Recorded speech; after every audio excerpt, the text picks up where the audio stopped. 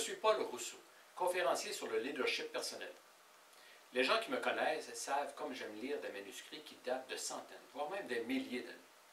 Je retrouve dans ces manuscrits des textes qui livrent des messages à leur état le plus pur, par des auteurs dont le développement personnel passe d'abord et avant tout par le développement de notre force de caractère, beaucoup plus que par le développement de notre simple personnalité, dont la mince couche superficielle ne fait que recouvrir notre vrai caractère.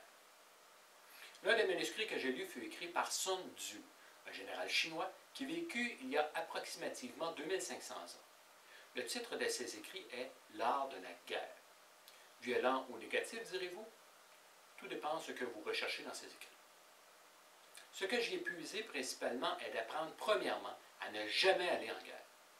Les plus grandes victoires sont celles que l'on peut vaincre sans se battre, et lorsque tout le monde peut en ressortir vainqueur.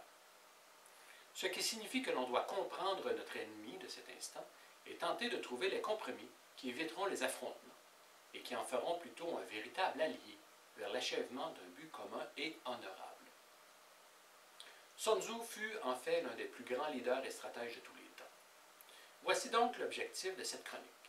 Sun Tzu a donné la définition de ce qu'est pour lui la plus grande qualité d'un leader. Un grand leader doit développer plusieurs aptitudes et qualités, ça va de soi. Mais quelle doit être sa plus grande d'entre toutes? Selon Sun Tzu, la plus grande qualité d'un leader est de régler les problèmes avant qu'ils ne surviennent.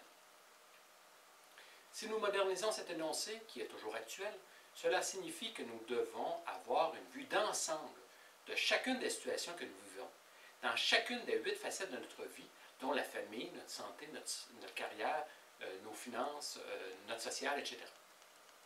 Lors des formations en gestion de priorités que je donne depuis plusieurs années, je rencontre de plus en plus de participants qui me confient que la gestion de leurs priorités et de leur temps se résume à éteindre des feux.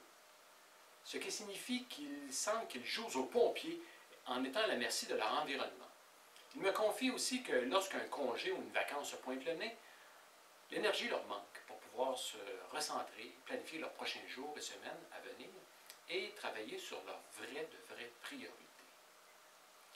Donc, régler les problèmes avant qu'ils ne surviennent demande premièrement de l'expérience. C'est la raison pour laquelle il est rare, possible mais rare, qu'une très jeune personne soit un grand leader. Cela ne l'empêche pas d'être un leader en devenir, mais le manque d'expérience peut l'empêcher de justement régler les problèmes avant qu'ils ne surviennent. Une manière de le faire est, entre autres, de pratiquer la visualisation. C'est une méthode pour vous projeter dans l'avenir. Donc, de se transposer dans le futur et de mentalement régler les problèmes avant qu'ils ne surviennent. Une autre façon est de planifier votre temps en prenant une période de quelques minutes, le week-end, et en planifiant votre semaine à venir. C'est ce que l'on appelle la planification hebdomadaire. Ainsi, les tâches qui seront des urgences, donc des feux à éteindre le jeudi, ne seront pas une source de stress si elles sont faites le lundi ou le mardi. C'est ce que j'appelle votre police d'assurance, contre les oublis. Donc, la planification hebdomadaire.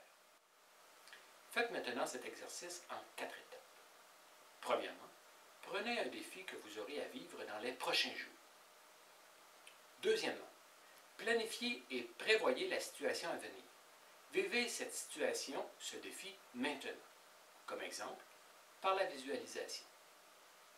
Troisièmement, faites la liste des obstacles qui se dresseront devant vous. Et quatrièmement, réglez-les tout de suite. Donc, apprenez à relaxer et à regarder les situations à venir pour les voir dans leur ensemble. Prenez un papier, de préférence votre agenda, et un crayon et planifiez. Prenez quelques minutes qui vous permettront de sauver des heures. En passant, prenez garde de ne pas surplanifier. Ça pourrait vous nuire plus que vous aider. Faites une planification simple, puis passez à l'action. Vous verrez, vous ferez des économies substantielles de temps et aussi d'énergie et d'argent. Et vous éliminerez plusieurs sources de stress en réglant les problèmes avant qu'ils ne surviennent. Alors dites-moi, jusqu'où est-vous?